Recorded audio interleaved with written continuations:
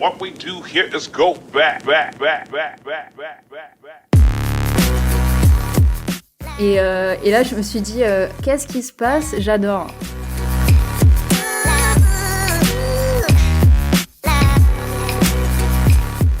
Moi, à chaque fois qu'elle raconte un truc, j'y crois à fond, quoi. Bienvenue à toutes et à tous. Bienvenue. Dans ce nouvel épisode de Contre-Label. Ce sera un épisode un peu particulier aujourd'hui. On traite pas d'un sujet, mais on traite de plein de sujets. Voilà. Vous en aurez jamais assez. Voilà. Alors non, c'est pas un épisode qui va faire à 5 heures. C'est juste qu'on va parler de divers sujets un peu, peut-être un peu plus en surface, je sais pas trop, selon ce que tu as préparé, Marie. C'est possible qu'on soit plus en surface parce qu'on va pas traiter d'une œuvre en particulier, on va pas l'analyser, on va juste vous faire part un peu de nos coups de cœur, de nos découvertes depuis à peu près ces 6 derniers mois, depuis qu'on a démarré le podcast en janvier dernier. Oui, c'est vrai. C'est ça. Et on va un peu naviguer dans différents sujets. On va parler musique, on va parler cinéma, Ouais. on va parler animation, design, voilà. Ouais, voilà. Et mais pourquoi on fait un épisode comme ça aujourd'hui ? C'est parce que en fait on a eu un petit souci. En fait, c'est pas qu'on a eu un petit souci. Enfin, si, on a eu un petit souci. Si, on a eu un petit souci, oui. Alors, en fait, on devait parler d'un film, et en fait, on n'a pas les mêmes ressources pour le voir, ce qui fait qu'il y a un déséquilibre, en fait, entre nous deux, et du coup, on s'est dit, bon, on va parler d'autre chose, on va parler de coup de cœur. C'est un peu la solution de facilité, mais c'était une solution aussi qui nous convient, parce qu'on teste un peu des choses. Voilà, parce que probablement qu'on va continuer après un peu de faire ce qu'on va faire là par la suite. Ouais. Et je suis quand même un peu triste parce que ce film dont Clara va vous parler, j'avais très envie de le voir. Mais je le verrai un jour. Je l'aurai. Oui, tu le verras.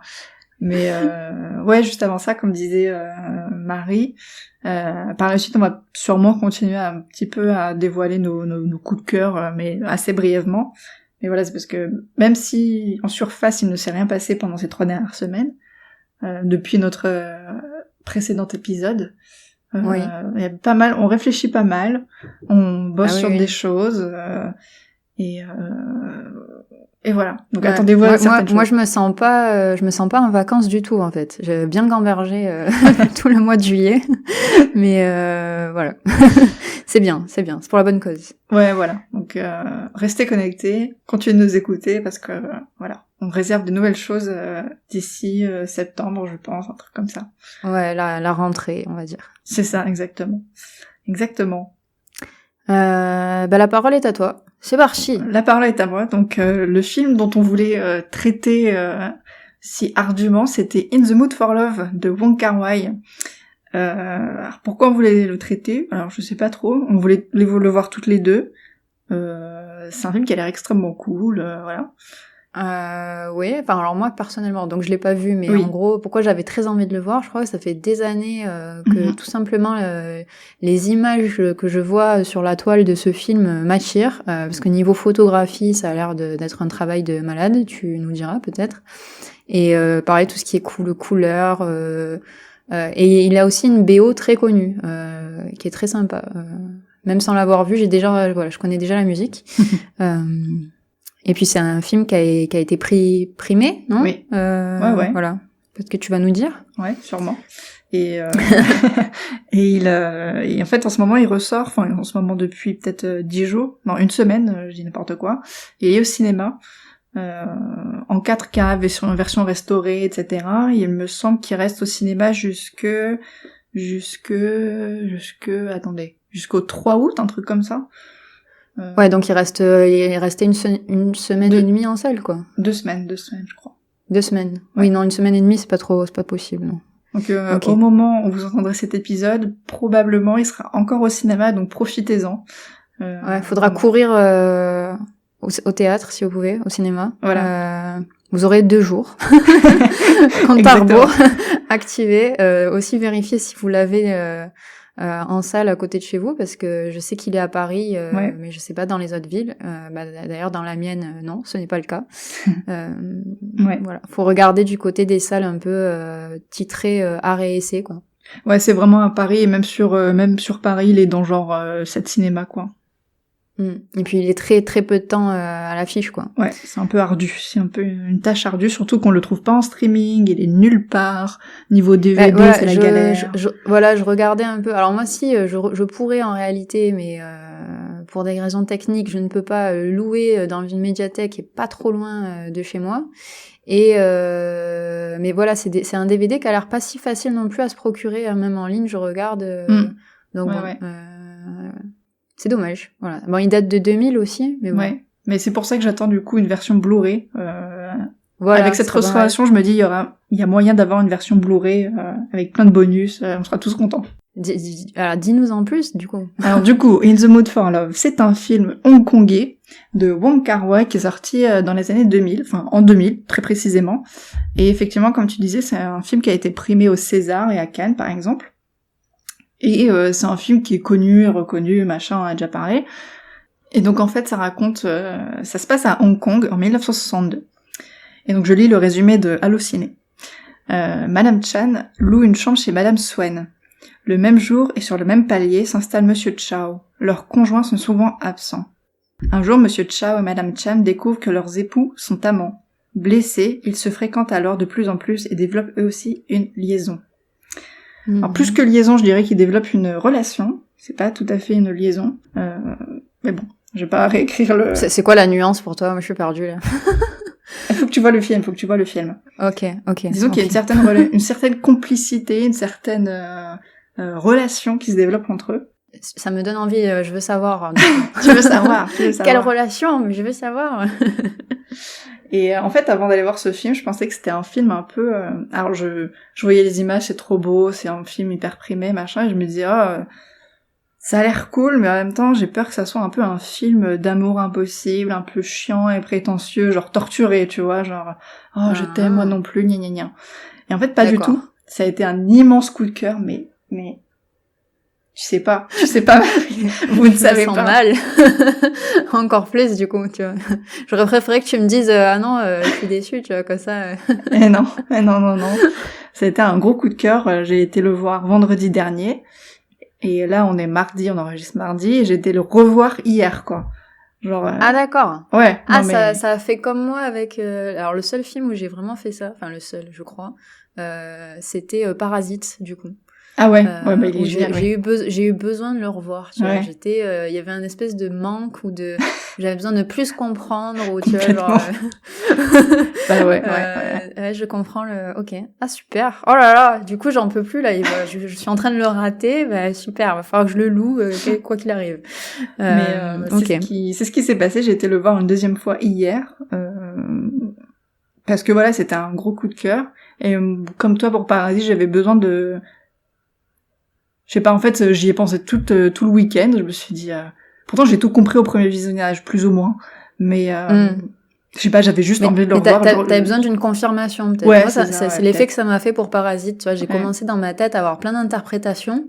Et j'avais besoin, du coup, une deuxième visionnage, comme ça... pour valider ma pensée ou je sais pas. Ouais. Puis en même temps, j'étais un peu... je me disais, faut vraiment que j'en profite. C'est un super film, il est en 4K au cinéma maintenant, tout de suite. Faut pas que je le lâche, le truc. Oui, voilà, quoi. faut sauter sur l'occasion, ouais. C'est ça. Et donc, pour entrer peut-être un peu plus dans les détails, la première chose qui m'a frappée, c'est l'actrice Maggie Cheung. Le film sur elle. Et elle est tellement belle. Mais waouh, quoi. Ça, c'est un truc que j'avais retenu un peu dans les critiques de ce film, ce que les gens retiennent finalement. Et puis je crois même que c'est pour ça qu'il y avait eu ce choix d'actrice, c'est que à l'écran, elle a un visage qui ressort, mais divinement. Voilà. Ah non, mais elle est vraiment super belle. Et tous ces Shipao, là. Ça se dit comme ça, Shipao? Oui, je pense c'est Shipao, parce que QI, normalement, c'est Shi, donc je crois, ouais. Et tous ces Shipao sont super beaux, mais vraiment, c'est un truc qui m'a vraiment trop marqué. Alors, pardon, Shipao, pour ceux qui savent pas, c'est un peu, c'est la robe chinoise, un peu l'équivalent de notre costume pour les femmes, le tailleur jupe blazer, mais en Chine, qui s'est développé à peu près à la fin des années 20 en Chine, et c'est devenu au cours des années genre la tenue formelle de toute chinoise qui se respecte. Voilà. Voilà.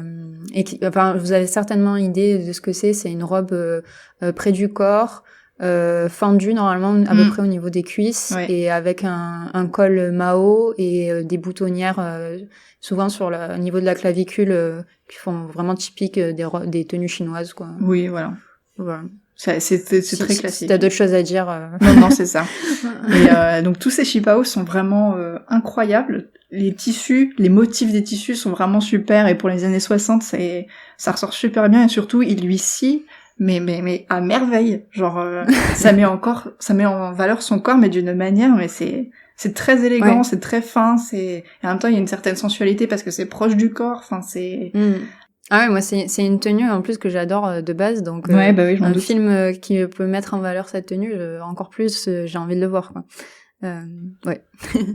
Et bref, il y en a vraiment beaucoup tout le long du film, c'est vraiment un régal pour mes petits yeux de fans de mode, quoi. Ouais, non mais j'imagine.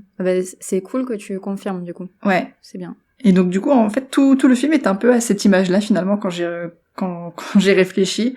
C'est-à-dire que c'est très très beau. Il y a une certaine les angles de caméra, la lumière, même le peu de dialogue, les décors, tout ça, il y a une espèce de, c'est très fin, c'est très beau, et c'est c'est un peu pudique, quoi. C'est très humble, peut-être. Ouais, enfin, c'est ça, ouais. Oui. Ouais, il y a quelque chose comme ça, ouais. Et un autre truc qui m'a beaucoup aussi plu dans ce film, c'est les regards.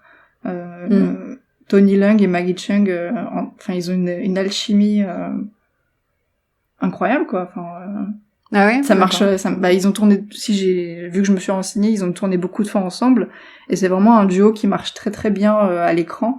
Et par exemple au début du film, donc leur relation évolue, mais au début du film ils sont juste voisins. Et ils se parlent, et Maggie Cheung, à un moment, elle le regarde, parce que je sais plus, elle lit le journal, quoi. Et elle a un regard, une expression hyper chaleureuse et très très amicale. Je sais pas comment elle fait, mais ça fait vraiment très amical, quoi. Et au fur et à mesure du film, ça se fait beaucoup plus intense, et je trouve que surtout Maggie Cheung, ses regards sont très, il laisse complètement transparaître ce qu'elle pense, ou comment elle se sent, ses sentiments, et elle retranscrit très bien le moment de questionnement, en fait, sur la relation qu'elle mène avec Monsieur Chow, interprété par Tony Leung, du coup, qui est aussi très très très incroyable. Il est très beau aussi, je dois le dire. J'ai été complètement conquise, mais ça, ce sont mes goûts personnels. Ouais.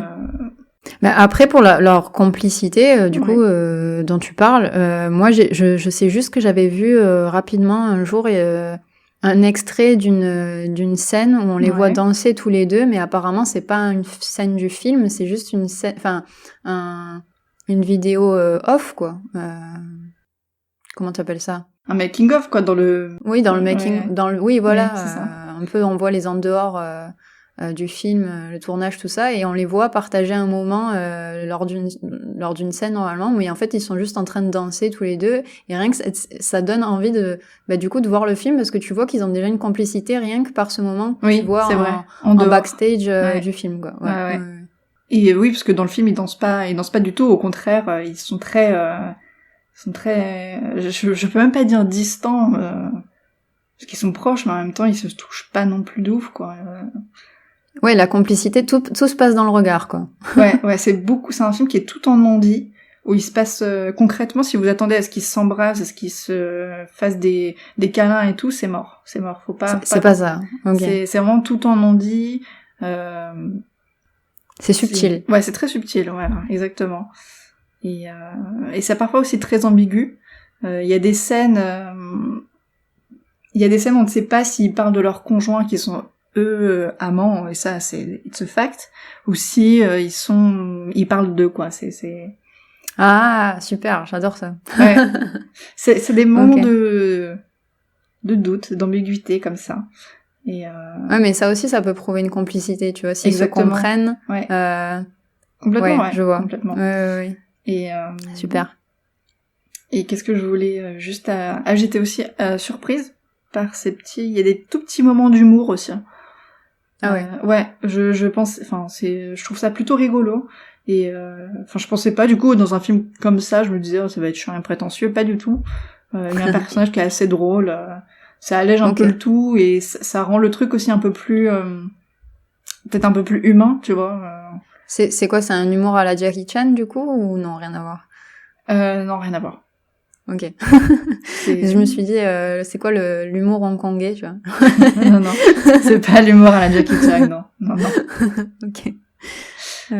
Et juste, par contre, et un deuxième coup de cœur, un coup de cœur de mon deuxième visionnage du coup d'hier, c'est la toute fin du film, en fait, qui se passe au Cambodge, et ça précisément à Angkor Wat, et en fait, c'est filmé d'une manière, ça retranscrit super bien la beauté et la grandeur du site. Alors je sais pas pourquoi il a choisi Angkor Wat, mais c'est vraiment super, et c'est un très beau moment d'acting aussi pour Tony Leung, même s'il est juste là, comme ça, il est juste à Angkor Wat, il est là, mais c'est un beau moment d'acting pour lui, c'est très solennel, et en même temps c'est un moment clé en fait pour son personnage, et j'y avais pas pensé à mon premier visionnage, quoi.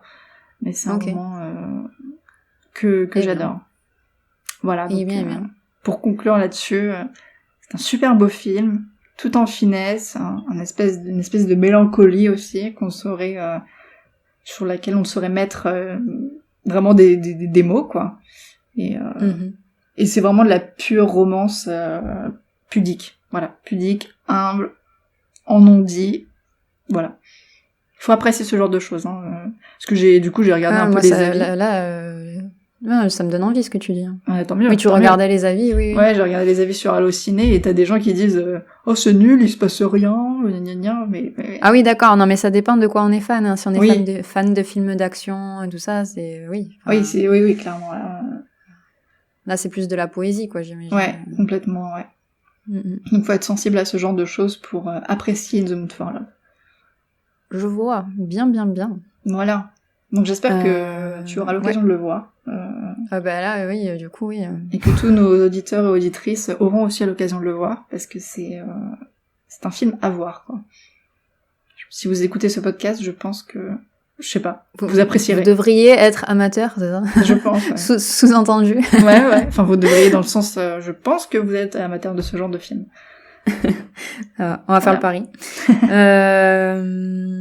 Est-ce que voilà, donc là c'était notre note spéciale cinéma finalement, et surtout pour vous présenter le fait que on fait cet épisode spécial, quoi. Est-ce qu'on se lance dans la musique, Clara? Est-ce qu'on se lance dans la musique? Bah écoute, oui, pourquoi pas? Allez, vas-y. Sujet musique. Donc je commence. Moi, je vais vous faire partir en Asie. Je vais vous parler d'une artiste japonaise et juste après, d'une artiste coréenne. Enfin, je voudrais pas dire, mais on était déjà en Asie. On était déjà en Asie, ouais. On reste en Asie. Voilà. On bouge pas. Enfin, on voyage un peu, quoi. Et moi, je vais vous parler d'une musique coup de cœur que j'ai eue là récemment. Elle est sortie le 25 juin dernier, qui s'appelle Fire Pan, par Senritsu Kanano. Ok. Je connais pas. Alors, Senritsu Kanano, c'est une artiste que je connaissais absolument pas, qui est une artiste donc de la J-pop, pour ceux qui connaissent, typique. Elle appartenait à 2 groupes de J-pop typiques avant de sortir ce morceau en solo. Un groupe qui s'appelait, s'il s'appelle pas toujours d'ailleurs, No Plan, et un autre qui était Zoku. Mais dont elle a été promue d'abord en 2017 et ensuite l'année dernière pour Zoku, parce qu'il faut savoir que dans la J-pop, si vous connaissez pas, quand on fait partie d'un groupe, c'est des groupes c'est des groupes d'idoles, c'est un peu des groupes éternels, oui, surtout d'idoles en particulier, où en gros il y a toujours des nouveaux membres qui arrivent et les membres les plus âgés, au bout d'un moment, sont promus. C'est-à-dire, elles passent un peu leur cérémonie de fin. C'est ça. Elles je ont sais leur pas comment diplôme. dire, voilà, j'ai fait mon temps, ma carrière dans ce groupe, je m'en vais. Et enfin voilà, c'est un peu, il y a une cérémonie, il y a tout un événement vraiment avec ça, si elles le font bien. Voilà. Et du coup, j'ai eu un coup de cœur pour cette artiste, alors que je m'intéresse pas du tout normalement à la J-pop. Parce que ce morceau est un peu hors du commun, c'est-à-dire qu'il est très très drôle il démarre de manière très très typique d'une musique d'idol. Je mettrais même dans la catégorie peut-être Shibuya Kei, parce que c'est quand même un peu éclectique, je sais pas comment dire, c'est pas si c'est pas juste mignon. Il y a beaucoup d'électro et en fait ça démarre de manière très mignonne, tu te dirais ah oui, c'est typiquement japonais. Et passé les 20 premières secondes, d'un coup, il se passe un changement au niveau du tempo. Il y a des grosses basses qui arrivent. Et alors là, il y a un rap. Et là, je me suis dit, qu'est-ce qui se passe? J'adore. Parce que cette nana, d'un coup, qui elle aussi, son image, il faut voir, elle est toute mignonne, toute petite, toute chétive. Vraiment, tu peux pas faire mieux comme représentation de ce que serait la japonaise idéale, finalement, tu vois, genre, à notre époque, enfin, pour si jamais il y a un idéal, tu vois. Et en fait, ça part dans un délire R&B total et j'adore. D'un coup, elle est sur une voiture avec des danseuses qui sortent de nulle part d'un coup, qui commencent à twerker et tout. Et j'étais là, what? Super, j'adore. Voilà. Et il y a une espèce de contraste tout le long dans le clip entre le rose et le noir, voilà. Et c'est génial. Et enfin vraiment, j'adore ce contraste, quoi, genre improbable. Et en plus, j'adore ce morceau, quoi. Il a un rythme, il a un groove. Je sais pas, j'adore l'écouter, quoi. Ça te fait groover, toi. Elle a un petit moment de rap où elle dit tout simplement. En plus, avec sa petite voix, parce que le contraste, c'est qu'elle a une petite voix très légère sur un gros son derrière. Ça fait genre, ça fait un petit fire. Fire, pan, un petit ASMR limite, tu vois. Et moi, je suis à fond, en fait. Je me suis dit, mais c'est génial. Et je crois pas qu'elle soit si connue que ça pour l'instant au Japon.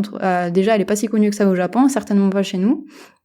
Elle s'est fait connaître un peu plus, je crois aussi, parce qu'elle a formé récemment avec sa petite sœur, apparemment. Et je ne sais pas pourquoi elles ne sont pas le même nom de famille.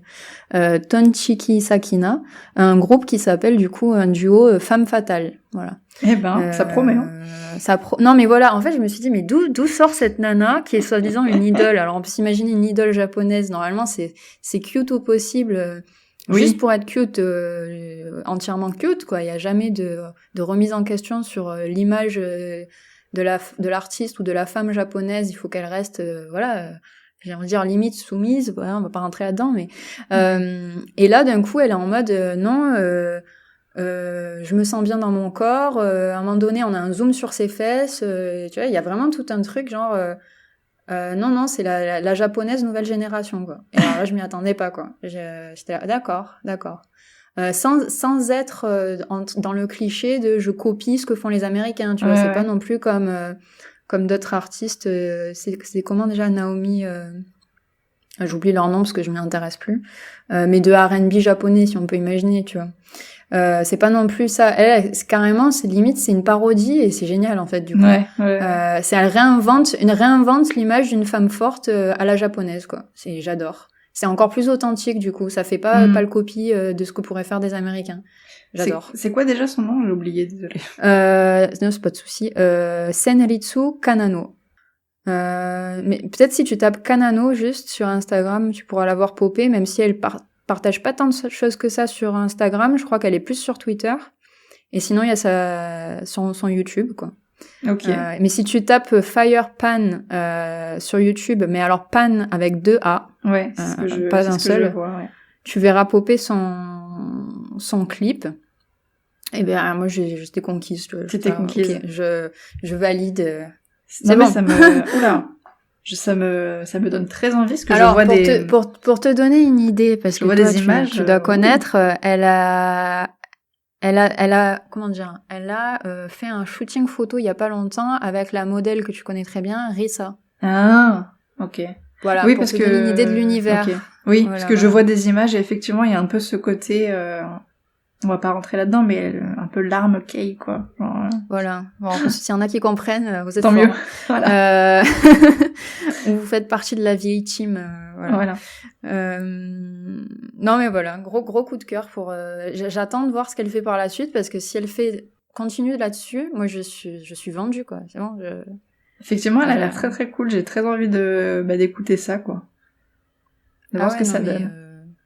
Il y a pas beaucoup de résultats. Hein. Moi, limite, je suis en manque, quoi. Je peux pas me contenter d'un seul morceau. Je dis, mais vas-y, sors-nous un album, c'est pas possible. Fais-nous tout un univers autour de ça, c'est pas possible. J'en attends, je suis en attente. Et comment t'es tombée là-dessus? Parce que... mais c'est une très bonne question. Parfois, moi-même, je m'étonne. je ne sais pas. Honnêtement, je sais même plus. Peut-être par Twitter, tu sais quoi? Je suis en train de réfléchir, c'est peut-être par Twitter. Ouais. Et je suis même pas sûre, je crois. Ce serait la réponse la plus probable, en fait. Sinon, je vois pas comment. mais par contre, je suis, je peux pas. Faut qu'elle sorte d'autre chose. C'est pas possible, en fait. Voilà. Et en plus, c'est récent, tu vois. Je lui demande ça. Elle a sorti ça à fin juin. Mais alors, je sais qu'elle a sorti là. J'ai pas écouté récemment un autre MV. Pour du coup la phase B de l'EP qu'elle a sorti. Finalement je dis ça mais j'ai même pas écouté la phase B, j'étais tellement addict de la phase A, donc il va peut-être falloir que je prenne le temps d'écouter la phase B. Ouais. Mais voilà. Bah, écoute, c'est ce que j'avais à dire sur cette artiste révolutionnaire pour moi, parce que j'ai jamais vu ça. Une japonaise qui a autant confiance en elle, mais dans son identité kawaii, quoi, en fait. Genre assumée, sexy à la fois, quoi. Oui. Je vais dire mais oui, vas-y, quoi. Vas-y, fais-le.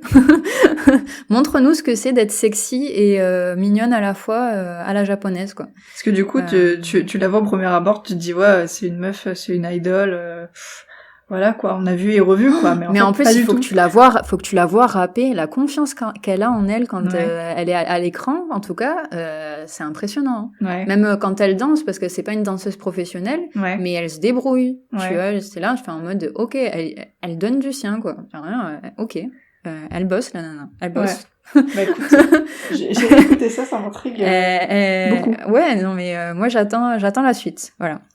Très bien. Après, je voulais vous parler d'une autre artiste dont j'ai eu un coup de cœur là cette année en Corée, qui n'est pas commune, j'ai envie de dire. Pourquoi ? Parce que c'est une artiste virtuelle.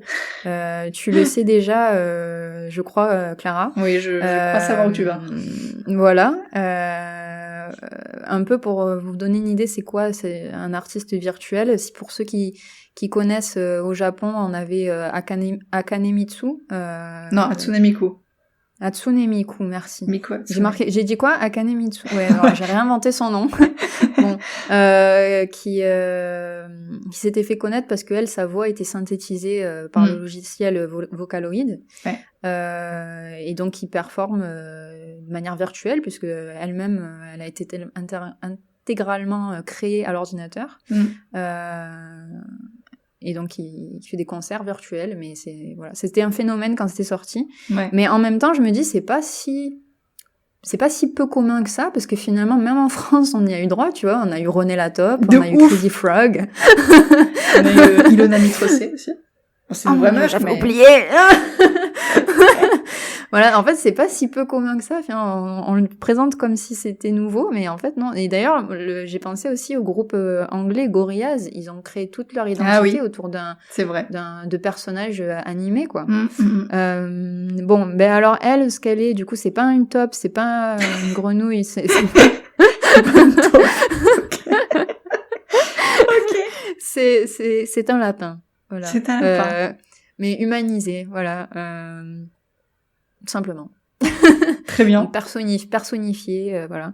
Et mais alors pourquoi je l'adore ? Parce que elle a sorti un premier single, c'était le 22 février dernier. Comment elle s'appelle ? Alors j'ai oublié, excusez-moi, elle s'appelle Apoki. C'est très mignon. Oui, c'est mignon. Ouais. D'ailleurs, ils lui ont créé même une petite personnalité et tout. Elle fait des petits lives avec ses 2 danseurs acolytes et même sa personnalité est mignonne. Donc, c'est cool. Mignonne, mais genre assumée, tu vois. Genre, elle sait ce qu'elle veut et tout. Elle est affirmée. Et d'ailleurs, ça se voit bien dans son premier single qui s'appelait du coup Get It Out. que j'avais déjà adoré, mais qui était plus dans un style, voilà, bien, ça reste de la K-pop quand même, hein. Bien K-pop, mais bien électro, avec aussi des grosses basses, voilà, c'était un peu fort comme premier single, quoi. Tu sentais qu'elle voulait montrer, qu'elle était une artiste affirmée, voilà. Même si elle était virtuelle et un lapin. Rose, d'ailleurs. Non, mais on reste dans le contraste, hein, et donc, moi, j'adore, là, son nouveau single qui s'appelle Coming Back. Et en fait, pourquoi je l'adore? Parce que, ce n'est pas plus que le premier, parce qu'en fait, elle explore un style R&B inspiré des débuts des années 2000, où j'ai l'impression d'entendre les sons que je kiffais quand j'étais à l'école primaire, du style All For You par Janet Jackson, ou les sons de J-Lo, tu vois, à l'époque. Ah là là, tout ce qu'on aime, quoi. Voilà, du coup, ce morceau, pour moi, il est dans la même vibe, et c'est génial. Il s'appelle Coming Back. Voilà. Ok. De Apoki. J'avais regardé ce qu'elle avait fait, son premier single, parce que c'était dans mes recommandations YouTube, mais j'ai pas trop suivi. Bah, c'est deux styles qui n'ont rien à voir, par contre, hein, les deux singles. Donc, si tu veux écouter l'autre, tu peux te faire un autre avis sur elle, du coup. Bah ouais, je pense que je vais faire ça, parce que j'avais pas trop accroché au premier, quoi. Mais après, ce qui a fait que j'avais beaucoup accroché, notamment, c'est que je trouve que sa voix est phénoménale. J'adore sa voix, en fait. Alors, par contre, ça me fait me poser la question, j'arrive pas à savoir si c'est une voix synthétisée ou pas, je trouve pas l'info. Et en même temps, je me dis, c'est normal que je trouve pas l'info, parce que ils sont censés nous vendre son personnage, quoi. Il faut qu'on croie que Apoki, même si c'est un lapin virtuel, elle existe, quoi, tu vois. Donc ils vont pas nous dire s'il y a quelqu'un derrière, ils vont pas nous dire si c'est une voix synthétisée ou pas. Sans doute qu'il y a des gens derrière, mais... Voilà, non mais je veux dire, parce que son timbre de voix, c'est pas comme Vocaloid, quoi. Tu sens vraiment une voix... moi, je pense que c'est la voix de quelqu'un, voilà, qu'il y a vraiment quelqu'un derrière. Après, est-ce que c'est vrai ou pas? Ben, je sais pas. Le mystère plane. Ouais. D'ailleurs, ça me fait penser, je sais pas si tu avais vu la série Netflix de Mika Ninagawa, Followers. Non, j'ai pas vu. C'est dans ma liste. Parce que d'accord, parce qu'il y a une artiste qui à la fin dedans finit par faire un choix de devenir artiste virtuel finalement. Parce que ça répond plus à ses attentes, parce qu'elle a pas envie de se montrer son image, enfin voilà, quoi. Je me disais, ça se trouve, c'est ça, Apoki, ça se trouve, c'est juste quelqu'un qui a envie de chanter, mais qui a pas envie d'être célèbre. Ouais. Bah, d'ailleurs, j'avais vu ça à une époque dans les commentaires, je crois, des gens qui disaient, voilà, qu'ils croyaient en cette nouvelle génération d'artistes virtuels, parce que ça allait peut-être permettre à des gens qui ont une voix... voix qui mérite d'être entendue, mais qui n'ont pas forcément envie d'être vues, ben voilà, de se faire connaître et. Mais finalement, c'est un peu la stratégie Daft Punk. C'est pas nouveau, quoi. Ouais. Voilà, mais ça pourrait prendre le dessus, je sais pas, un jour peut-être. Sur le même sujet, je sais pas si t'as vu, mais il y a quelques jours, je crois qu'il y a un girls band coréen classique qui a débuté, mais c'est que des intelligences artificielles, mais c'est horrible. D'accord. C'est horrible. Ah mince. Ah d'accord, non mais alors je veux pas savoir. Parce que Apoki, c'est pas horrible. Non, c'est pas horrible. Mais du coup, soit ça peut être l'occasion effectivement pour des gens qui veulent pas être connus de chanter quand même et de voilà, de vivre de ça. Bah, qui veulent pas être connus par leur physique, quoi. Ouais, voilà. Et ça peut être aussi, par contre, l'occasion de faire un épisode de Black Mirror où tu crées les meufs parfaites et enfin... Oui. Tu vois ce que je veux dire. Oui, non, mais... Non. Ouais. C'est un sujet. Voilà. C'est un sujet à part entière. Donc voilà pour la musique en Asie. Je sais qu'on avait envie toutes les deux de traiter de musique aux États-Unis. Donc c'est le moment, si tu veux. Voilà. Bah écoute... Moi, je voulais parler d'une découverte, parce que c'est une découverte pour moi, oui. Je voulais parler de Taylor Swift. Oula. Excusez-moi. La réaction, mais... Enfin, on sait tout ce qu'il sait. A priori. C'est une grande chanteuse de pop de ces dernières années aux États-Unis, quoi. C'est genre... Voilà, une chanteuse pop américaine, comme il y en a eu, il y en aura encore. C'est un peu... Elle a un peu une image... elle avait plutôt, je dirais, une image de petite fiancée de l'Amérique, un peu l'américaine parfaite, quoi. Blonde, je fais de la country, voilà, quoi. Mais finalement, je trouve que, en France, elle est peu connue. Enfin, on sait qui c'est. Je sais pas si elle est peu connue, ou si elle a pas tant de notoriété, voilà. C'est ça qu'elle a. C'est pas tant de notoriété que ça. On connaît tous Taylor Swift de nom, mais j'ai jamais rencontré. Ouais, on ne dira pas que ça cartonne, quoi. Ouais, voilà, on n'est pas friand de Taylor Swift. Oui, alors qu'elle est très populaire, ça je sais. Hein, ouais, ultra populaire. Ça, c'est un truc de ouf. Hein. Mais peut-être d'ailleurs populaire en Asie d'ailleurs, ce que je crois. Hein, si. Je sais pas. Je sais pas pourquoi ça me vient là comme ça, mais je crois. Enfin bon. C'est marrant parce que l'autre jour sur Instagram, quand je traînais McQueen sur Instagram, je tombe sur une espèce de carte du monde, et c'est les pays qui écoutent le plus Ariana Grande et ceux qui écoutent le plus Taylor Swift. Ok. Et la Chine était en Taylor Swift. Toujours. Et la Chine quoi était en Taylor Swift. Plus fan de Taylor Swift que de Ariana. Ouais, voilà. Bah, c'est ça. J'ai dû le voir quand même à un moment donné. Ou alors c'était un constat peut-être de gens que je suis en Asie qui peut-être citaient Taylor Swift plus souvent que ce que moi je le vois en France pour nous. Et du coup, c'est ça qui m'a fait conclure qu'elle était plus populaire là-bas. Voilà. Mais après, il y a peut-être ce côté, voilà, son image, finalement, oui, bah, de l'américaine parfaite, ça doit jouer, j'imagine. Et du coup, je ne sais pas non plus. Mais moi, je l'ai découverte, en fait, grâce à quelqu'un sur Twitter. Une connaissance sur Twitter qui est très fan de Taylor Swift. Et je me suis dit, mais c'est quoi, finalement, pourquoi elle est aussi fan de Taylor Swift, quoi? Qu'est-ce qu'il y a derrière? Du coup, j'ai été écouter son dernier album, Evermore. Et ça a été un gros coup de cœur en fait, parce que Taylor Swift n'est pas si petite fiancée de l'Amérique. Parce que bon, ça on le savait déjà, elle a eu des problèmes avec Kanye West et depuis elle avait une mauvaise réputation. Enfin bref, elle a eu elle a eu des passages à vide, on peut dire. Et en fait, l'été dernier, en juillet 2020 donc, elle est revenue avec un nouvel album qui s'appelait Folklore. Et en fait, c'était un peu son tournant folk, quoi. Et donc ça a été un peu un album surprise, ce qu'elle ne fait jamais. Elle la drop vraiment du jour au lendemain. Et elle a refait ça en décembre dernier avec son album Evermore, qui est d'autant plus folk que je trouve. Mais surtout, ce qui m'a frappé chez Taylor Swift, pour le coup, dans cet album, c'est vraiment ses talents de parolière. Je trouve, mais elle écrit extrêmement bien. D'un coup, tu éveilles en moi un souvenir de Taylor Swift. Oui. Est-ce que le morceau dont tu parles là, si c'est pas, enfin un morceau en tout cas, il y aurait un clip où elle a l'air de voyager de lieu en lieu en passant notamment par une malle. Et elle suit une espèce de lumière et il y a un gars qu'elle voit dans différents contextes. C'est ça. Parce que d'un coup, maintenant que tu parles des paroles, ça me revient que j'avais écouté, je crois justement ce c'est morceau. C'est Willow. Et j'avais vu, j'avais vu le clip. Et c'est vrai que sur le coup, j'étais en train de me dire, ouais, du coup, ça m'avait pas si tant fasciné que ça finalement. Mais maintenant que tu rementionnes les paroles, c'est vrai que je me rappelle que c'était très, très, très poétique. Très bien écrit. C'est super bien écrit, ouais. Et particulièrement dans ce dernier album et dans le folklore aussi. Mais dans Evermore, je trouve ça vraiment... j'ai eu un coup de cœur, quoi. Il y a un truc... elle arrive à raconter des histoires du point A au point B, mais d'une manière... c'est très intime, en fait. C'est que des histoires qu'elle raconte à la première personne. Mais c'est très minutieux, beaucoup de détails, et ce qui fait qu'on peut vraiment s'identifier de ouf à toutes les histoires. Et moi, à chaque fois qu'elle raconte un truc, mais j'y crois à fond, quoi. Je me dis, ah ouais, ça m'est arrivé, c'est sûr, ça m'est arrivé. Ça m'est jamais arrivé, bien sûr. Je n'ai jamais été mariée, j'ai jamais eu des problèmes de ce genre de choses, quoi. Mais mais dans cet album, il y a vraiment une palette. Et il y a une grosse palette de personnages.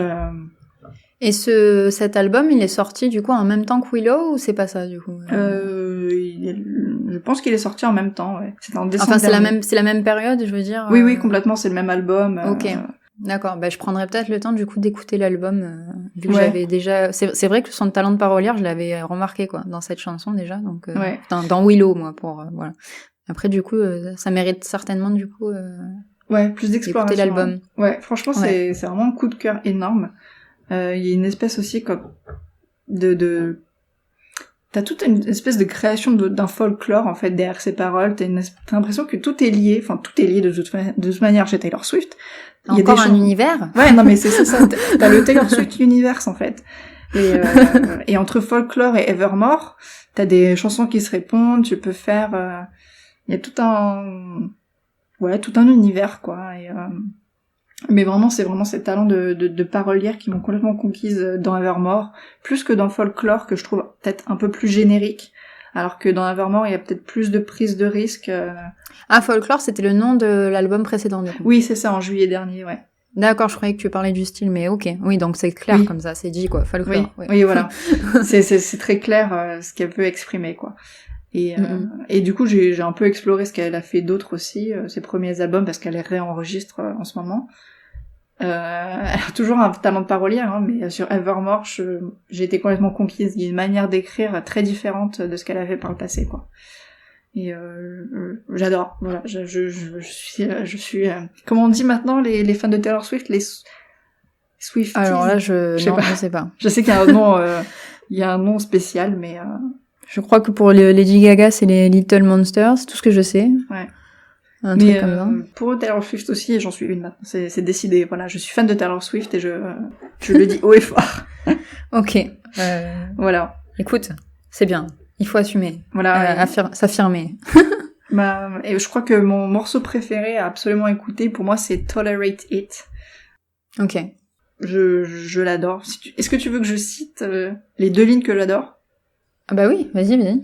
Alors à un moment, elle écrit, parce qu'elle parle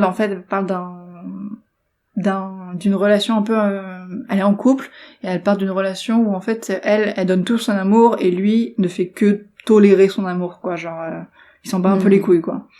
Et à un moment elle dit I made you my temple, my mural, my sky. Now I'm begging for footnotes in the story of your life.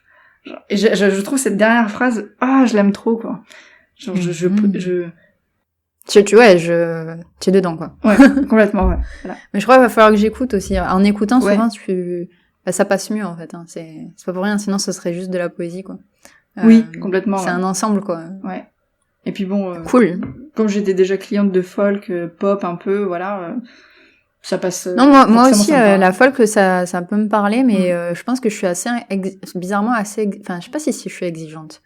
J'ai des coups de cœur dans le folk. Je sais pas si j'aime tout, mais j'ai des coups de cœur.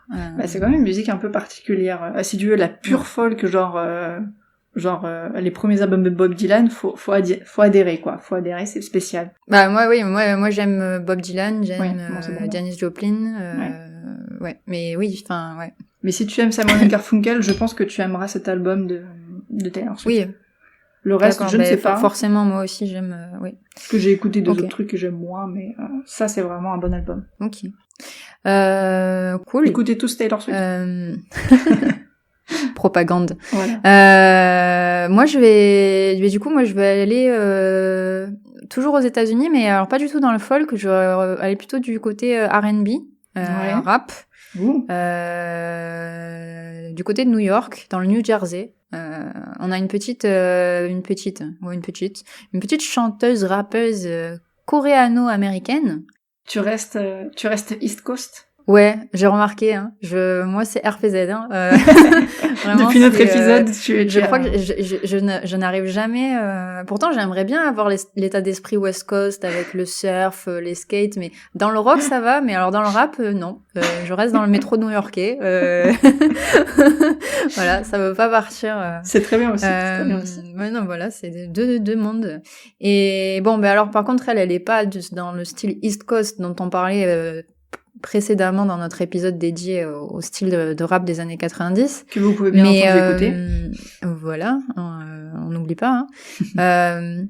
Non, elle, c'est un R&B beaucoup plus actuel, j'ai envie de dire. Voilà, un peu pop, avec du rap. Et c'est un gros coup de cœur.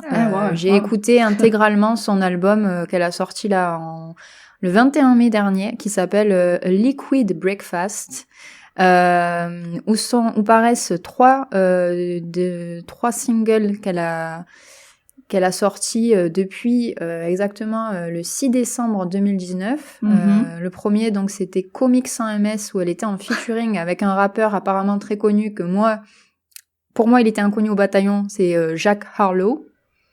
Et il a collé mon Jack, voilà. Bon, apparemment, il a quand même un certain nombre de millions de vues sur ses clips, donc voilà. 2 millions de followers sur Instagram, donc j'imagine que le gars c'est est typiquement connu. Clara et Marie qui débarquent là. Voilà. Ok. Mais alors je crois que c'est mon coup de cœur de l'album, c'est son premier single finalement, si je me trompe pas, qui s'appelle Comics en MS. Après, elle s'est fait connaître avec d'autres singles dans ce même album qui sont Damn Right, sorti en septembre l'année dernière, et Space, sorti en avril dernier. Et j'adore cette nana. Pourquoi? Alors attends, juste avant, c'est quoi son nom? Parce que tu ne l'as pas dit, encore une fois. Oh là là, j'oublie à chaque fois. Elle s'appelle comment? Audrey Chu ou Audrey Nuna. Voilà, Nuna, pour ceux qui veulent savoir, en coréen, veut dire grande sœur. Donc il y a un peu ce côté, voilà. On sent quand même l'esprit rap, quoi. Rien que dans le titre, déjà, son blaze, j'ai envie de dire. Mais avec, quand même, elle n'oublie pas ses origines coréennes. Et donc, j'adore ce qu'elle fait. J'adore son rap en particulier. J'adore son flow, son débit, et aussi sa voix qui est très grave et qui, dans les morceaux, me fait penser un peu au rap de Iggy Azalea, en fait, finalement. Que j'adore aussi. Et pourquoi je préfère Comics en MS en particulier? Je pense que c'est parce que c'est un morceau qui ressemble pour moi à un autre morceau qui est dans le même esprit qu'un autre morceau que j'aime beaucoup, qui est This Is America de Childish Gambino. Ah, ok. Et je ressens le même tempo un peu dans le rythme derrière et le rythme du rap par-dessus. Et du coup, c'est bien mon style. Alors, je suis pas encore assez experte pour savoir quel style de R&B c'est en particulier ça, même si je sens que c'est un peu,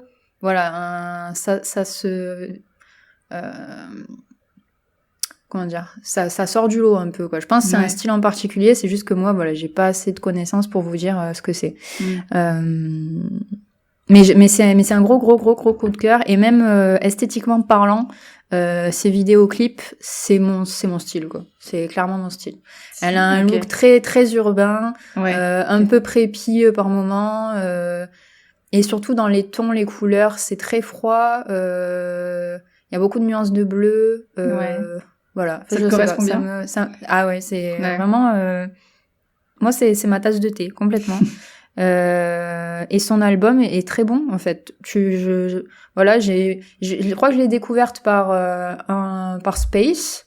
J'étais curieuse, j'ai regardé ces 2 autres clips vidéo dont je vous ai parlé, là, Comics en MS et Damn Right. Et là, je me suis dit, on va écouter l'album, et l'album, il était parfait. Donc, rien à dire. Voilà, rien à redire. Elle est toute jeune, je crois qu'elle a 22 ans, si je dis pas de bêtises. Donc, on va dire que j'espère que c'est prometteur, quoi. J'irai voir aussi, Après, elle a déjà du succès, je crois que certains de ses vidéoclips ont déjà plus d'1 million de vues, donc ça vient. Voilà. Ok. Donc ça, c'était la partie États-Unis, la partie musique même, on peut dire. Voilà. Finalement, c'était un peu le gros de notre épisode. Oui.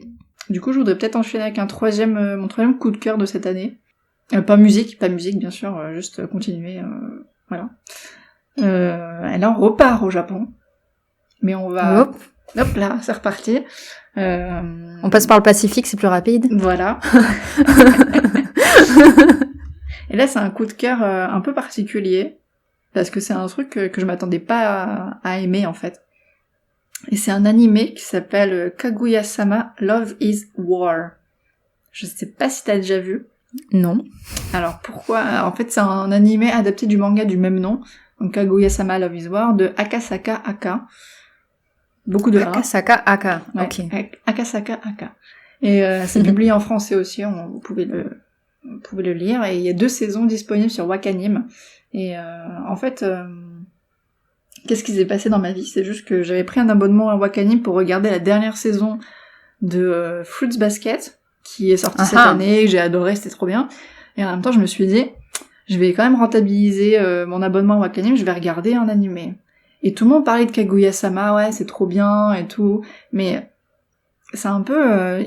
j'avais une image de Kaguya-sama très... un manga rom-com pour des mecs avec des graphismes...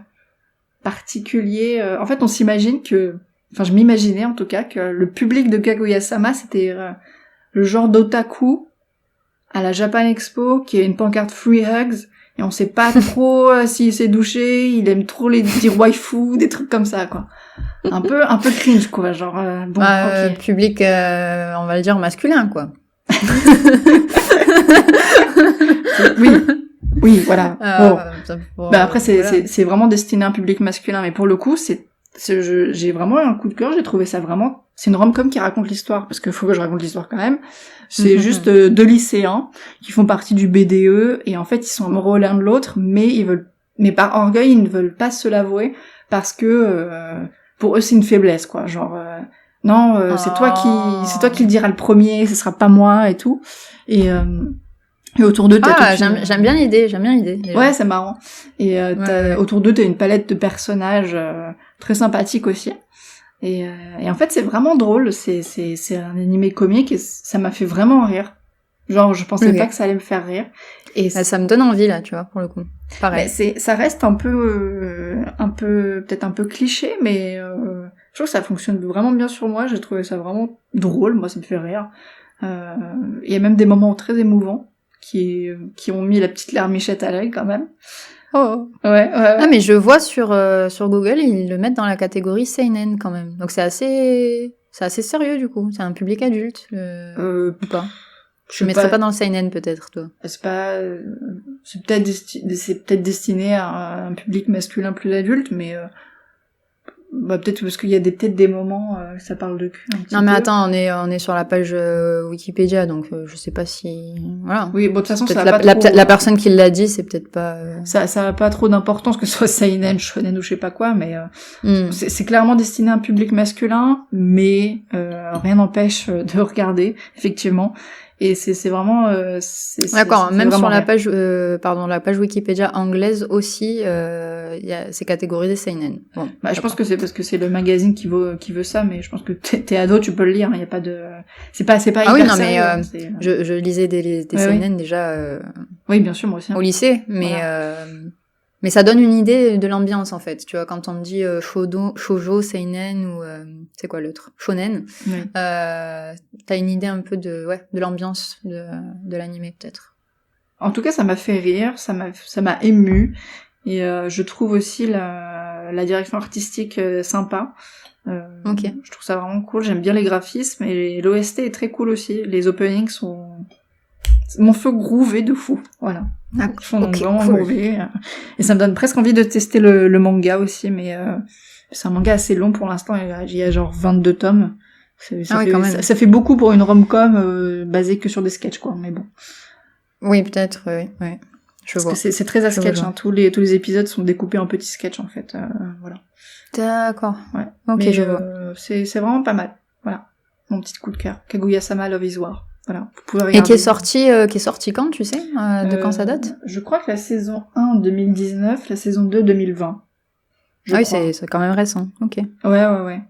Et c'est un phénomène vraiment, genre tout le monde le réclamait sur Twitter, sortez Kaguya-sama s'il vous plaît, bref. Ah ouais. D'accord. Ok. Non mais à ce point-là quoi. Ok. En fait, j'ai noté dans mes petites notes que j'imaginais que c'était dans la même veine que Haruhi Suzumiya. Tu te souviens de sa grande époque? La meuf avec le serre-tête. Si. Avec la petite danse et les épisodes qui sont dans tous les sens et qu'il faut se reconstituer tous les événements dans sa tête. Peut-être, ouais. J'ai jamais vu Haruhi Suzumiya, mais j'imaginais que c'était... Si, c'est ça. Parce que j'ai adoré, mais par contre, c'est le genre de truc prise de tête un peu. Ok. Tu veux regarder la série, quoi. Tu te prends la tête, mais c'est super. Et du coup, oui, c'est le même phénomène, que c'est genre, c'est demandé, voilà. C'est très populaire et je comprends pourquoi, en fait. Je comprends. Moi qui suis un peu, comment dire, je deviens de plus en plus exigeante niveau série, quelle qu'elle soit, animation ou série, téléfilm. Je prends mon temps vraiment maintenant à bien savoir qu'est-ce que je vais regarder, parce que très vite je commence quelque chose et il y a plein d'éléments qui peuvent me faire arrêter de démarrer une série. Ouais. Donc là, vu comment tu m'en parles, ça a l'air bien parti. Donc, après, c'est pas non plus faut pas s'attendre à un chef-d'œuvre non plus, mais il y a un truc. Non, mais c'est pas forcément mes attentes, faut pas croire. Ouais. C'est quand je dis qu'il y a plein d'éléments qui peuvent me faire arrêter de démarrer une série, c'est pas forcément parce que j'ai des exigences dans le script. C'est pas forcément ça. Ça peut être je sais pas, moi, ça peut être, je trouve des personnages mal pensés, je sais, moi, ça peut être plein de choses, en fait. Je sais pas. Mais après, en fait, je trouve que ça reste assez dans le cliché, mais c'est pas tant dans le cliché que ça, je sais pas comment dire. C'est un animé qui est sympa, quoi. Merci Clara pour ce partage d'animation japonaise. Eh oui. Moi, je vais vous parler. On va retourner un peu en Corée du Sud encore, et je vais vous parler de design. Autant de design dans le sens art plastique, mais aussi illustration, on va dire, ou peinture. Ça dépend le point de vue. Et donc je vais vous parler d'une artiste qui s'appelle Hein Park et qui a développé une marque sous le nom Glory Hall Light Sales. Et non mais voilà, non mais alors justement ce que j'adore, parce que je vais vous expliquer ce que c'est son travail, mais ce que j'adore, parce que quand on est sur son Instagram, elle a mis dans l'introduction présentation de son compte, elle a écrit "This glory hall doesn't mean what you think." Elle a précisé. Voilà. Donc là, vous arrêtez toutes vos pensées. C'est un travail propre et sain. Voilà. Non, mais c'est pour ça, elle a de l'humour en plus. Donc on soutient les artistes qui ont de l'humour sur leur propre travail, tu vois. Ouais. Et donc non, pas du tout. Son travail, il est magnifique. C'est une artiste qui a fait des études d'art contemporain et en fait qui a développé sa marque, mais c'est une marque de luminaires en fait. Ok. Voilà, on pourrait dire de lampe, tout simplement. Mais je peux pas dire lampe parce que c'est tellement beau que ça mérite le titre de luminaire. Tu peux juste répéter comment elle s'appelle, parce que je trouve pas sur Insta. Alors, tu trouveras avec le nom de sa marque, pas avec le nom de pas avec son nom. Donc, Glory Hall, tout attaché, _, light, _, sales. Ouais, je l'ai. Et donc, son travail, il consiste en des sculptures transparentes faites de verre ou à base de plastique et qui laissent passer la lumière au travers. Et en fait, plus que des sculptures, en fait, ce sont des lampes. Mais pour moi, c'est un travail, il est somptueux. Tu vois, on va me dire, ok, on est en train de parler de lampes, mais oui, parce que l'intérêt que j'ai pour son travail, c'est qu'on est à la limite entre l'œuvre d'art et l'objet pratique du quotidien, quoi. Vraiment, moi, je rêverais d'avoir une de ces pièces.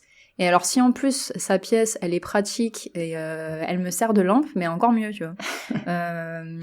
Je veux dire, c'est comme après c'est comme un tableau, on veut dire que c'est une œuvre d'art, mais en même temps c'est fait aussi pour habiller son intérieur. Et ben là pour moi elle a réalisé la même chose mais avec la lampe, quoi. Elle a transformé la lampe en œuvre d'art pour la maison, quoi. En fait, on est en plein dans vraiment le design avec un grand D, quoi. Genre le design non mais là complètement, mobilier, quoi. On est vraiment dans la frontière entre l'art et d'ailleurs c'est elle-même elle le dit, quand elle parle de son travail, elle dit qu'elle joue de ça, de cette frontière entre l'art et le design pratique, quoi, finalement. Ouais. Et alors c'est mignon parce qu'elle dit que sa motivation première c'est d'offrir la lumière finalement à ses clients parce qu'elle croit que dans le pouvoir de la lumière et que la lumière apporte du réconfort dans la vie des gens. Donc c'est encore plus beau, quoi. Il y a un propos, mignon, quoi. Ouais. Et moi ça me plaît en particulier parce que c'est le genre d'objet que j'ai finalement déjà acheté, je me rends compte, dans le passé. Notamment une fois j'étais dans la rue des Antiquaires à Marseille et j'avais acheté une sculpture qui m'avait fascinée. C'était une sculpture de verre soufflé transparente qui représentait une méduse à l'intérieur. Alors t'as peut-être déjà vu ça. C'est pas si commun, mais ça se trouve. Un peu dans le délire verre de Murano, tout ça, mais j'imagine, ouais. Parce que j'avais été voir des souffleurs de verre une fois, mais je vois, ouais. Voilà, mais pas du verre qui a été teinté, parce que ça c'est pas mon délire, mais quand le verre il reste transparent et qu'il laisse pas transparaître une couleur à l'intérieur par le jeu de lumière, là je trouve ça fascinant. Et voilà, du coup je comprends mon coup de cœur, ça m'a refait penser à cette sculpture que j'avais achetée il y a quelques années, mais je n'ai pas là directement avec moi, mais à laquelle je tiens beaucoup. Voilà. Et j'ai une autre artiste dont je vais vous parler, et ce sera la conclusion un peu de cet épisode. Alors, excusez-moi pour la prononciation, parce que je n'ai aucune idée de comment son nom se prononce, parce que En fait, voilà, elle s'appelle Shil. Voilà. Parce que quand tu vas sur son compte Instagram, tu as juste un caractère chinois qui se prononce Shi, mais le pseudo, le blaze de son Instagram, c'est Shi, alors S-I, mais avec 13 L à la suite, .da, ou S-I avec 6 L à la suite. Ok, je vois. Avec ça, débrouillez-vous. Donc elle se dit peintre de style oriental. Oriental dans quel sens? Alors déjà, faut savoir qu'elle est coréenne. Apparemment, elle est née ou élevée à Tokyo, vu ce qu'elle dit dans son profil Instagram. Elle est diplômée en art contemporain. Et pourquoi elle dit qu'elle a un style oriental, ça se voit très vite dans son travail. On voit l'inspiration je dirais de deux choses. Premièrement, des fameuses estampes japonaises que tu dois connaître un peu, Clara, qui représentent des fantômes de la mythologie, dans les légendes japonaises, ou qui représentent des démons ou des êtres surnaturels qui ont des longs coups ou qui peuvent se tordre dans tous les sens. Les fameux yokai, voilà, quoi. Ouais. Voilà. Et ces estampes, ça s'appelle des yureizu. Ok. Et ce qu'elle fait, ça me fait penser aussi à deux artistes majeurs du manga au Japon dans l'horreur, qui sont Suehiro Maruo et Junji Ito. Ouais. Et du coup, déjà, rien que par les thèmes qu'elle aborde, moi, ça me plaît. J'aime bien son univers surréel, où elle met en scène finalement des corps de femmes, souvent le même corps, un peu à répétition. T'as l'impression que c'est toujours le même personnage, dans des situations, des mises en scène totalement grotesques et surréelles, quoi. Et j'adore son style, c'est-à-dire son trait, qui est très épuré, des lignes très nettes. Elle utilise des couleurs très franches, avec des aplats autour du rouge, du jaune, du noir et du bleu. Un bleu un peu très lumineux, tu vois, genre un bleu clin ou un bleu roi lumineux, quoi. Ouais. Et j'ai vu que récemment, apparemment, elle a travaillé pour le magazine Rolling Stone Korea. Enfin voilà, ils ont passé commande juste pour une illustration auprès d'elle, mais donc ça veut dire qu'elle a une reconnaissance et je pense que ça le mérite. Et alors, je voudrais dire pourquoi je vous parle de ces deux artistes. Elles sont pas sorties du chapeau nulle part. Que ce soit Shil ou Hayne Park. Je les ai découverts, je pense, je suis même presque sûre, par une autre illustratrice coréenne, artiste que je suis depuis un moment déjà, qui s'appelle Ram Han. Ok. Je crois que son profil Instagram c'est RAM-HAN, qui elle aussi est illustratrice, quoi, finalement, mais qui travaille aussi finalement la lumière. Et en fait, ce que je trouve fascinant chez ces trois artistes, et d'ailleurs je pense qu'elles ont peut-être dû faire des études ensemble, enfin c'est des suppositions, hein, je pense qu'elles se connaissent en tout cas, et qu'elles doivent s'inspirer mutuellement quand même. Elles travaillent vachement la lumière et c'est ça qui est remarquable dans leur travail, quoi. C'est leur travail, c'est-à-dire que la lumière est le sujet de leur travail, quoi, finalement. Il est à la fois le médium et le sujet même de ce qu'elles font, quoi. Elles travaillent la lumière et pour embellir la lumière, quoi. C'est comme ça que je le ressens, quoi. Parce que dans le travail même de Ram Han, ces illustrations, on dirait qu'elles sont faites à la peinture fluorescente, quoi. C'est tout très très lumineux, on dirait des néons, mais qui sont avec des histoires qui sont à laquelle on donne vie par la lumière, quoi. Je trouve ça fascinant. Effectivement, voilà. C'est très très beau et très lumineux, effectivement aussi. Voilà. Voilà. Bah écoute, j'ai regardé. Je voulais finir là-dessus. Je les recommande aussi.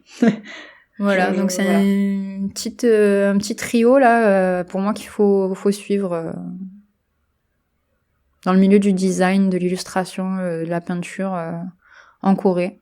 Juste pour donner une idée, d'ailleurs, Ram Han, elle est suivie par Little Thunder la suit.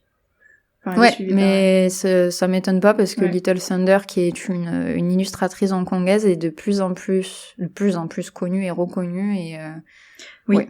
Et d'ailleurs, juste pour ton information, il y a un bouquin qui va sortir de Little Thunder en France. D'accord. Un recueil d'illustrations, je crois, un truc comme ça. Super. Ouais. Bah déjà, j'ai eu la chance d'acheter un de ses livres. C'était au Festival d'Angoulême là, il y a bientôt 2 ans du coup. Oui.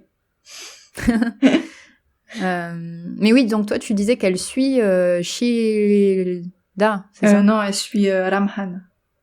Ah, elle suit Ramhan, ok. Ouais. Oui, donc c'est effectivement, si Little Thunder suit Ramhan, c'est que même Ramhan mérite d'être suivi, du coup, puisque notre Little Thunder est déjà bien reconnu. Oui. Ben voilà, moi j'ai fait le tour de mes recommandations au cours de ces derniers mois, mes découvertes artistiques, que ce soit musique, design, je sais plus. Voilà, j'ai fait le tour. T'as pas parlé d'un autre truc? Musique, design? Non, c'est tout. Oui. Ouais, c'est tout. Ouais, bah moi aussi j'ai fait le tour un peu de mes gros coups de cœur de ces derniers mois. Donc il y avait In the Mood for Love, magnifique découverte, Taylor Swift, Evermore aussi, et moindre coup de cœur mais surprenant, Kaguya-sama. Oui. Bah moi, si je dois rappeler un peu de quoi je vous ai parlé, oui, je vous ai parlé surtout de Firepan, j'ai adoré, de Senritsu Kanano, Coming Back de Apoki, la chanteuse rappeuse Audrey Chu ou Audrey Nuna, la designer Hain Park avec son Glory Hall Light Sails, et Shil, la peintre orientale, voilà. Voilà. Ouais. Donc, ça fait plein de choses à découvrir encore, à explorer, à regarder, à écouter. Ouais. On a vraiment on va prendre le temps. C'est ça. Moi, je vais prendre le temps de regarder ce que toi t'as regardé, d'écouter ce que toi t'as écouté, et peut-être que tu vas faire de même pour moi. Exactement. Toujours Voilà. curieuse, toujours. On s'arrête jamais. Voilà.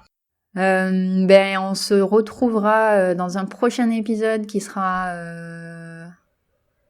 fera partie de l'escale musicale certainement pour ceux qui écoutent, sinon ce sera un nouvel épisode à la rentrée de septembre, hein, si vous n'écoutez pas nos escales musicales en particulier. Ce sera notre dernière escale musicale d'ailleurs de l'été. Oui, on devrait parler normalement de funk, on sait pas trop encore, on va voir. C'est dans 3 semaines mais on sait pas trop encore. vous saurez, voilà, ce sera la surprise au moment venu. Voilà. Merci Clara, c'était cool. Mais ouais, merci à toi. Merci de nous écouter. Voilà, de nous avoir écoutés aujourd'hui, même peut-être avant. Et même peut-être demain. Voilà, c'est ça. On espère que vous nous écouterez aussi à l'avenir et que vous serez présents. Ouais, au rendez-vous. Voilà. N'oubliez pas de nous suivre sur Twitter si vous voulez un peu échanger avec nous ou voir ce qu'on a à dire de plus aussi en dehors du podcast. @contre-label. Comme notre site aussi, on le rappelle, contrelabel.com. Ouais, voilà. Contrelabeltoutattaché.com. Et bien sûr, toujours, et sur toutes les plateformes, voilà. Et d'ailleurs, en parlant de plateforme, vous pouvez mettre... Et chaîne YouTube aussi. Chaîne YouTube aussi, hein, Contrelabel. Et je disais, en parlant de plateforme, vous pouvez mettre 5 étoiles sur Apple Podcast. Ça aide au référencement et donc à se faire connaître. Et n'hésitez pas aussi à parler du podcast autour de vous. Ça nous aiderait, voilà. Ça nous aiderait. Voilà. Et de même, vous abonner à la chaîne YouTube, lever les pouces bleus, partagez au max, s'il vous plaît. C'est ça qui aide à se faire connaître, quoi. Eh bien, ce sera tout pour aujourd'hui. Ouais, ce sera tout. Donc rendez-vous. C'est déjà pas mal. Hein. Ouais. C'est déjà pas mal, c'est vrai. Rendez-vous dans 3 semaines. Voilà. Ciao, ciao, ciao. Bisous à tous. Ciao. Hasta la vista. Baby. Baby.